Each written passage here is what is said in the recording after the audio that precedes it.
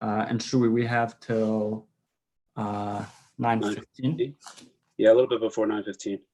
Great. Let's just say 9:10. Okay. All right. Thank you, everybody, for joining. It's a great pleasure to introduce Rabbi Sasson Gabay, who we have had the pleasure at Beth Aaron to have him with us for the last 3 years. This evening, he'll be talking about coming together but staying apart. Porch, Minyanim, and Halacha. Okay. Thank you. Thank you, Shui. They're still making you work even after you retire, so that's good to know. We squeeze out what we can. But I was thinking of, and the timing of it could not be more interesting. Of course, with everything going on. And I remember when this all, when Corona really started back in March, my wife's uncle in Israel, him and I were messaging back and forth as they had in Ramat Beit Shemesh more optionality for things like Porch Minyanim. Physically, the layout of their streets in various places allowed them to do so, as is the case with different places in America. Now, in Teaneck, or where I'm from in Skokie, or other places, that Porch Minyanim may not seem as feasible. So at the time, I learned the sugya more for my own, more out of my own curiosity. And although there was a lot of tshuvas and literature and posting discussing this, Shiloh wasn't really so nogea to us. But I do think what is becoming nogea to us, and this is what I would like to talk about tonight, is as we begin outdoor minyanim, and as we're about to enter that phase based off what each rabbi determines, and communities and our lay leadership together jointly determine with the proper authorities. So there are going to be interesting questions that come up. Most of us, we don't live in blocks that allow, us to just everyone go out in their porch, in their lobby. So we may not have that Shiloh. We're going to see that Shiloh tonight, but we're going to have some of the following Shilohs, and it's really about a handful of cases that I'd like to address. And those are going to vary on everything from where's the ideal place to host such a minyan. What if there's a fence, you go into someone's backyard and there's a fence in between them, or you're going to a private property and you have part of a minyan on one fence, part of a minyan from another. Let's say you make a minyan that you don't want to fit everyone on one property. And you're going to have some people on this side of the street, some people on the other side of the street. Is that okay? You're going to have people in an open area where it's a complete Rosh Hashanah. Is that okay? You're going to have people that want to look in from their windows to minyanim that are going on below. They don't want to come outside into their houses, but there's a minyan going on in their backyard or in their friend's backyard. Will that be okay? So I think there are going to be a number of cases that that will come up. And these are still new, and I think, Porch Minyanim, you had a lot of Porch Minyanim and Shilas like that, and I think we're going to get more of these type of Shilas. And the idea here is to just give us some background.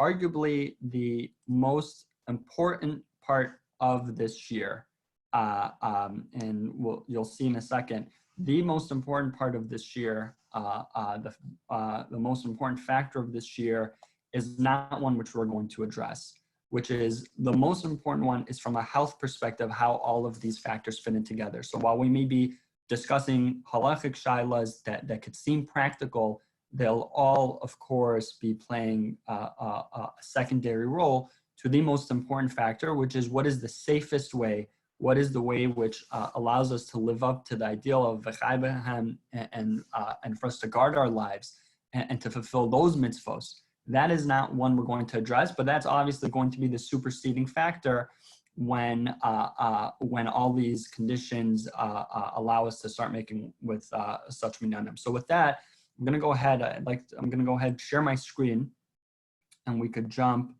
right to it.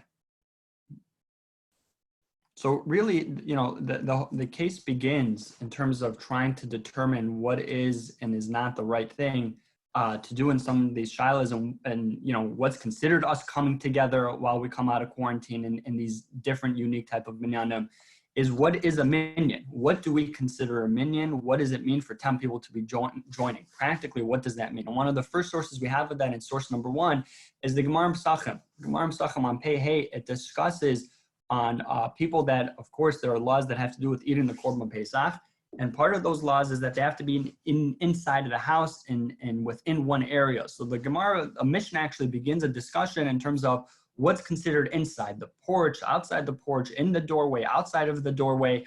And the Gemara there comments that on source 1b, as you have in front of you, Amar Yehuda Amar Rav v'chein l'tefila, that whatever these barriers are of what we determine allows someone to eat together or not to eat together for the Korban Pesach, those are going to be the same rules, methods, and regulations in terms of determining davening together and coming together and joining as a minyan. But that doesn't seem to be just the only opinion. If you continue looking in source B, Rabbi Shua ben Levi argues and he says a line which has so many levels of meaning, Afilu mechita shel barzel eno mafsekes ben Yisrael la'avihem shabbat shamayim. That even a steel mechitza, a steel barrier, metal barrier, can't come and create any sort of separation between us and Hashem.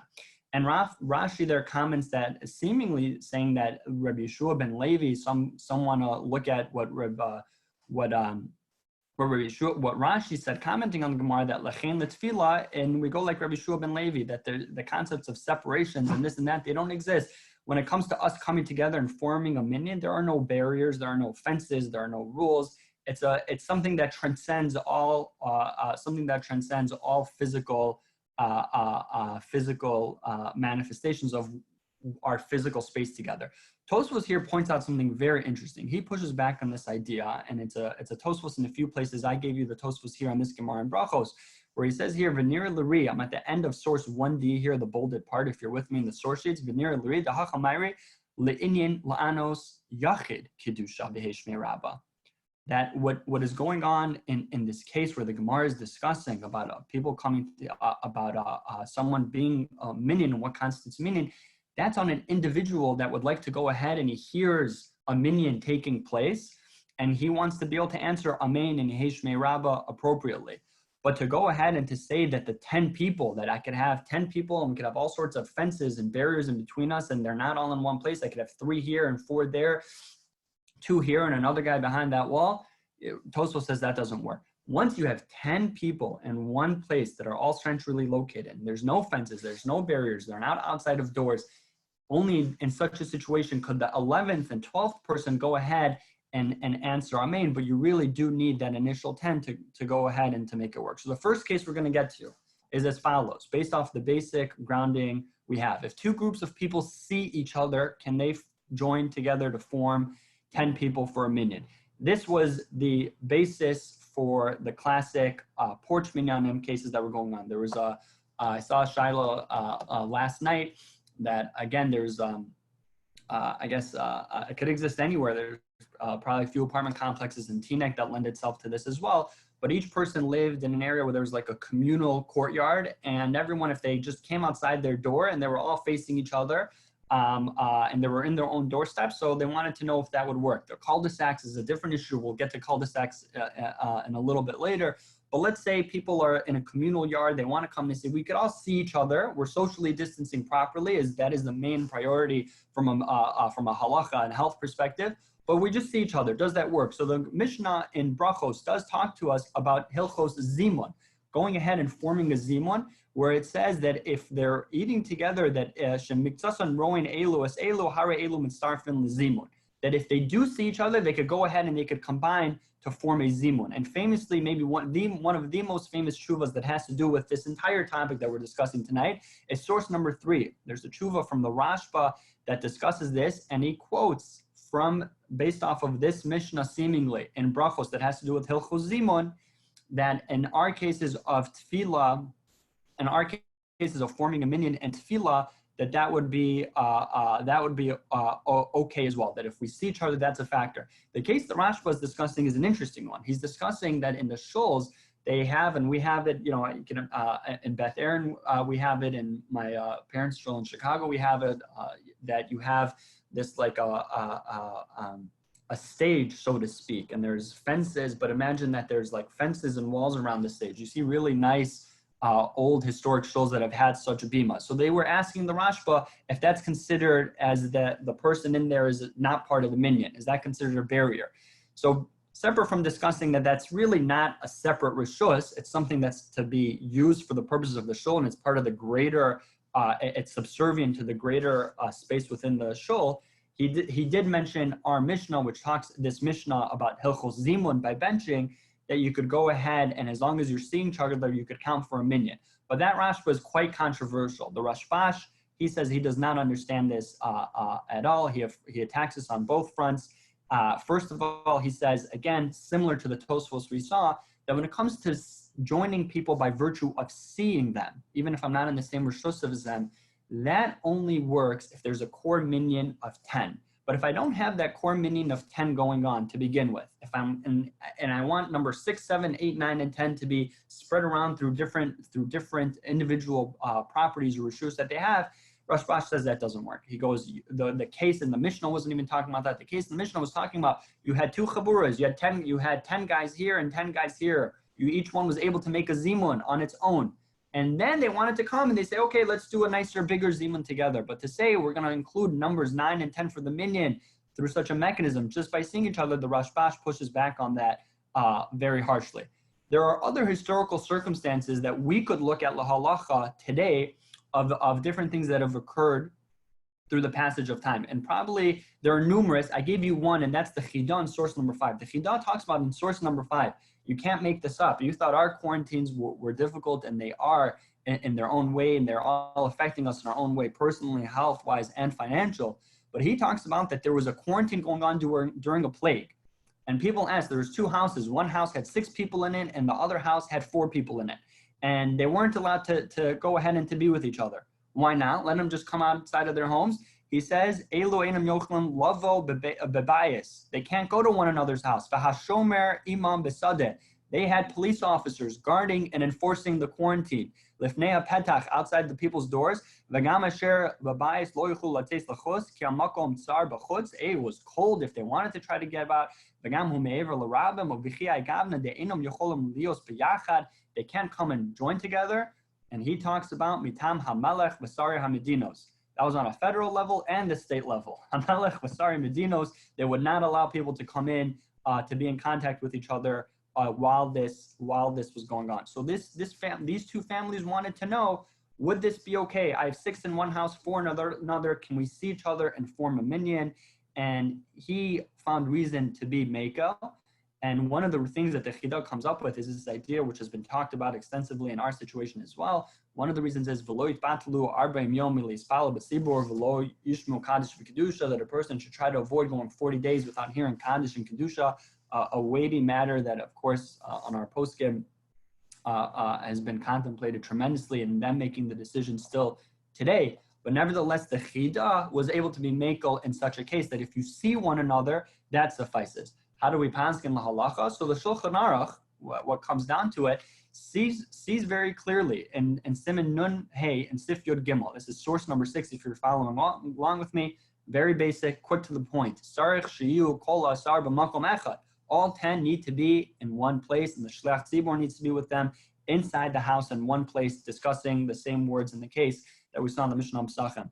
But does everyone follow that? Is that strict and rigid? What are the permutations of that? The Mishnah Berurah there seems to find reason to be mekel. He says that while the Mechaber says that you need to have 10 people in one place, that's true. But he says maybe if they see each other, there's room to be mekel, but really you should find and if there's some sort of division between them, you could be mekel if they could see each other, and that would be sufficient. And he really calls it a chumrah. Kol shehem b'shnei rishuyos. I'm at the very end of source number 7. Ve'ein rowan zetzem ein mitzdarfen. And if they do not see each other, they combine. V'yesh machmirin afilu berowan. Even if they do see each other, there's room to be machmir. Now, this Mishnah Berurah seems to be a little bit confusing, and you get into it's confusing because of what's written by Hilchos Zimun. Here, while the Mishnah Berurah seems to imply, like we go like the tshuva we saw earlier in source number 4, the Rashbash, not like the Rashba, that seeing each other constitutes having a minyan. While the Mishnah Berurah seems to say that in Nun Hey, he does not seem to say that by Hilchos Zimun. In source number 8, the Bir Halacha, also the Chafetz Chaim, talks about how the Rashba's words are a chiddush, And really, the Rashbash's words seem to make more sense. V'chein hu gam kein das hagra. The gra does not go like the Rashba. He says if you see each other, it's not enough to constitute a minyan. Ube'emes yoter mistabra. And that approach seemingly makes more sense, says the Bir Halacha. So what do? You have source number 7 and you have source number 8. Two seemingly contradictions in the Mishnah Berurah. How do you make this work together? So Rav Shechter in a tshuva in source number 9 that I brought for you, I gave you part of this tshuva. The tshuva is Siruf Leminyan, where he discusses this. And he points out that you have two Mishnah Berurahs. You have one and what the Chavetz Chaim wrote in Kof Tzadi Hey, and you have one of what he wrote in Nun Hey. Does seeing each other count or not count? And he quotes here something very interesting. V'beno shel Chavetz Chaim, the son of the Chavetz Chaim, taught in a biography about the Chavetz Chaim, sha'chalukim hashonim shel Mishnah Berurah, that when you find different places that where the Mishnah Berurah seems to be contradicting each other, why is that? Nichtavu al yedei kama talmidei chachamim shonim. The Chavetz Chaim was delegating. This has become a more known thing, and it resolves various contradictions that one may find. And he was delegating to different talmidei chachamim and carrying out his psakim and writing his commentary on the Shulchan Aruch. So v'lefamim, says the son of the Chavetz Chaim, yesh tiros ba'achros, that's where you're going to have at times contradictions in the matters, as I just pointed out to you. So out of all the cases in the world that we could come across, the one we're dealing with now of what does the Mishnah Berurah hold in our case, if you see each other, does that count for a minyan? You've got a contradiction. What is Rav Shechter right here? He seems to go, again, seeing each other in such cases and being in different Meshuyos is not appropriate, and one should not be Mako like the Rashba. He really thinks like the Rashbash and the Gra and others that seeing each other is not sufficient. You need to be, as the Shulchan Aruch said, b'makom echad. Rav Shechter points out another interesting thing here, which is very nogea, and it comes up in various places, particularly in house minyanim. He says, Harbe palmim kishaosim minyan bebeis avel. Rav Shechter writes, when people go to b'menachem avel, they make a minyan in someone's house. And the rooms are not so big. You can't fit all 10 people in one room. You have 8 people in one room. You have 7 people in another room. And there's somech on this Rashba that if you see one another, it counts. So you don't have a minyan in one place. I've got half a minyan in one place and half a minyan in another place. What does Rav Shechter write about this? It's really not appropriate. The appropriate thing to do, we'll get to this a little bit later on, is to make sure that at least in one room there's 10 people. That is the ideal thing to do. We could talk about what happens with the overflow, but as the Tosfos we saw pointed out earlier, and the Tshuva we saw by the arguing on the Rashba, really you should have 10 people going on in one room, in one place at once. Now, the second and third case that I want to get into is what do we consider two separate locations? I get it. If it's in two separate rishuyos, doesn't work. You need 10 people in one room. That's the second case I'd like to address. What is the definitions of that, separate rishuyos? The third case I'd like to address is, can I join a minyan from looking out from my window? Again, I'm not going to be part of the minyan. I am in a separate rishus. Now what happens? Can I go ahead and join? The Mechaber talks about a case where, again, if you want to imagine the following, there was a shul, and the shul had an upper balcony, and you could look in from the women's section. Whether that counts, or whether the back of the shul has a mechitza or a separate room, whether that counts. The Mechaber, again, in that same simon says, in source number 10, if you're following along with me, Misha Omed Achor Beis HaKnesses B'Bneiim Chalon, and there's a window even. I could see into the main sanctuary, but from the back room that I'm in.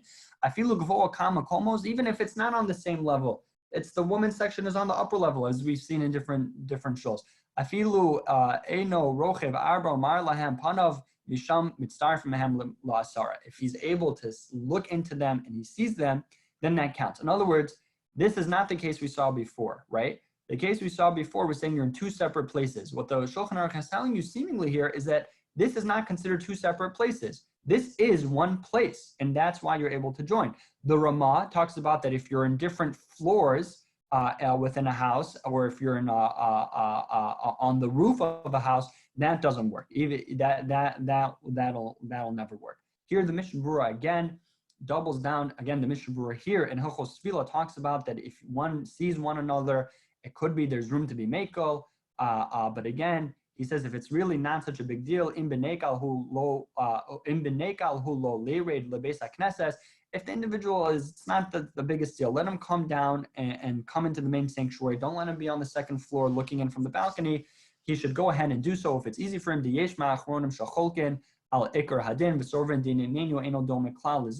the Mishnah Berurah acknowledges that people really don't like this idea of being partaking in the minyan simply by looking in, as we discussed. Now, the Mechaber talks about some other cases as well, that if you have a part of the 10 in one room and you have part of the 10 in the Azara, like outside or like in some sort of sanctuary that's not in the main part of the shul, Eino Mitzarfin, that does not work, and that will not be good. And the Mishnah Berurah here comments, and this goes to address, what does that mean if we're in two different places or in one place? We said you have to be in one place. He says, the Baroin Zenza, afilu b'shnei batim mamish mitzarfin, lekaman v'yesh machmirin. Says even if you're in two separate places, again, the Mishnah Berurah is sticking to his guns here, so it doesn't matter. You could be in two separate homes, but he says there are those that are machmir, but b'makom hadachak ashar sheyesh lahakel. Okay, there is makom hadachak maybe here, but again, we don't know what to make of this Mishnah Berurah. But it does quote something very interesting with the Radbaz. And I think this addresses people that are not comfortable, or let's say, as the RCBC guidelines pointed out today, they have a precondition, they're immunocompromised, they're above 60, they're diabetic, there are other issues that, as the RCBC guideline pointed out, but the minyan is taking place that they could look through from their window. So they're not going to participate in any of these outdoor minyanim. So again, the Mishnah Berurah here quotes from a Radbaz that if, again, there's 10 people in the one place, you're number 11 looking from your window, that this would be seemingly okay.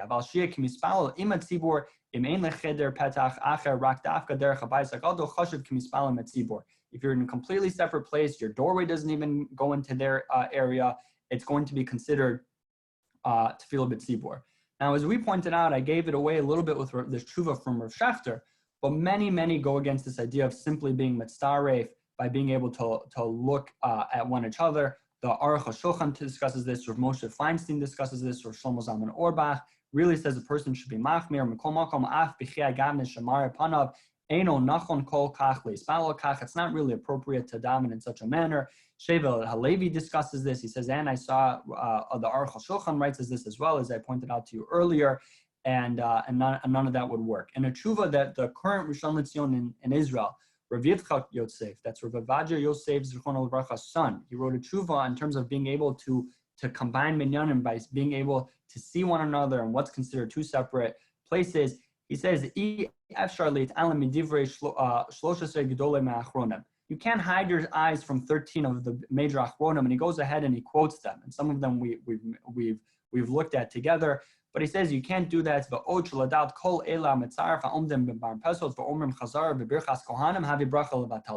you're going to just be relying that I'm going to be looking to constitute a minyan, it's a bracha levatala, you can't go ahead and do so.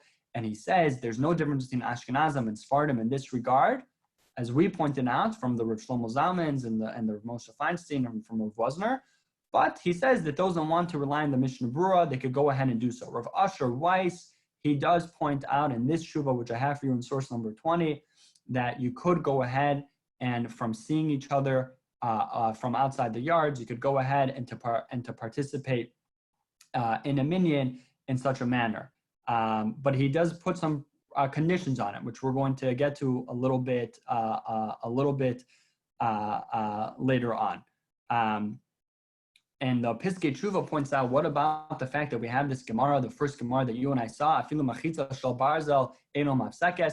He says that's for numbers 11, 12, and 13. But you need to have the core 10 in one place for it to go ahead and work.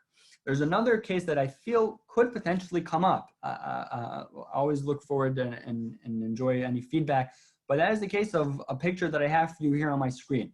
This was taken during a number of years ago. I've tried finding the source online. I did find it. I think Tzvi Reisman and Ratz Kitzvi posted a tshuva encompassing some of these issues, a really long one. And he had this picture in the article, and I thought it encompassed it well. So it doesn't look like you have 10 chayalim on the other side of the fence. I can't tell. You could zoom in, no pun intended, to see if you see 10 people there. I don't think so. So what would this be? There's a fence in between them. You consider this a separate reshus. You consider it's a chain link fence. I see Judah leaning in. It's a chain link fence, Judah. If you want to be precise, there's barbed wire on it. So what would that be okay or not? So the Mishnah Berurah talks about that if you have 9 people in one room and the 10th person is the sukkah, some say that works, v'yesh cholkin, and some say that doesn't work to go ahead and to do that. But he does point out this.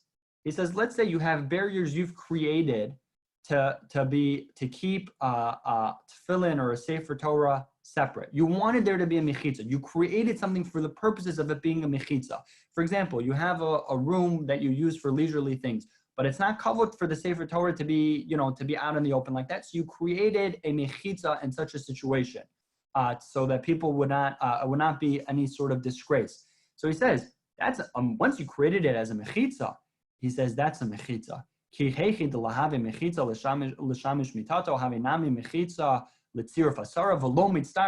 a fence in such a manner where it's meant to be a fence would not work. But he does quote for you the Pri Megadim, who says that in any situation it would work even with a fence. What does the Piskei Tshuvo say? He says here about mechitzos mamish. Again, you have real fences of wood, of stone, or whatever it may be. Yesh lahachmir ludunam kehafsek. They would be considered a hefsek.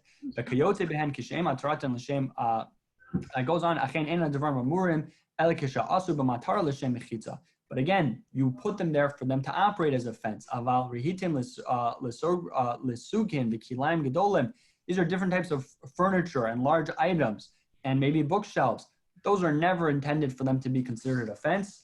And therefore they would not be considered a hefsek. So the case I imagine, again, when I was preparing this year, I said, okay, maybe the balcony cases don't come up as much, but the window cases could come up. I already talked to you about that. Someone that doesn't feel comfortable joining, that it's not appropriate for them to join in the minyan, but they want to look out their window. So that's one where we saw a machlokes. It could be if there's 10 people and they're number 11, 12, and 13, that seems to be okay. And in the chain link fence, those are going to be issues. So if you have property fences for, and this is meant to be a barrier. This picture that I put for you here, right under the heading, that's seemingly meant to be an area that seems to be between both the Mishnah Berurah and the Piskei Tshuvo an issue.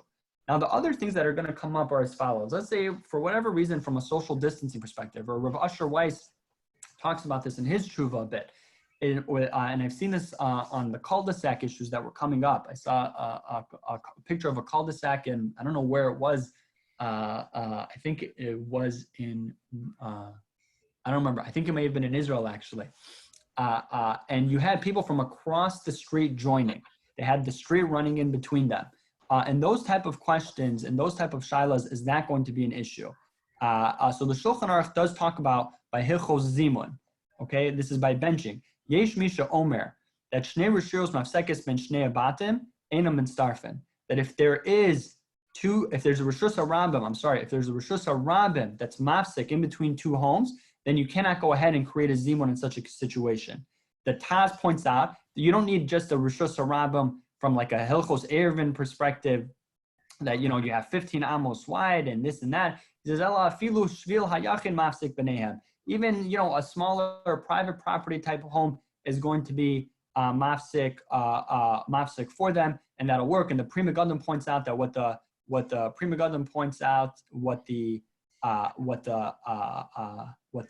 Taz said by Hilchos Zimun is going to apply to this situation of Hilchos Tefillah as well. I see we have someone that raised their hand. How do I? And Jude also had a comment. Would it matter if you could climb over the fence? I do not think so. If you could climb over the fence, I do not think so.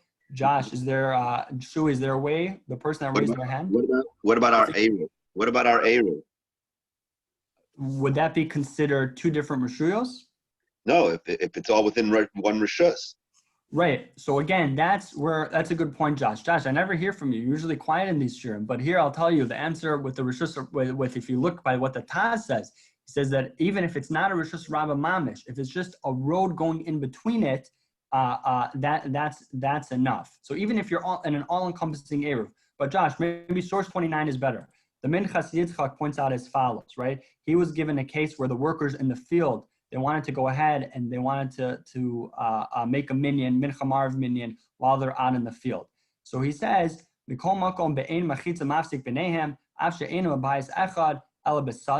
they're out in the open and there's no mechitza in between them, that'll be fine. So again, you don't have a mechitza issue in this wide open field, but you have to be careful because you have in some of these places, shvil lihiluach b'nei adam.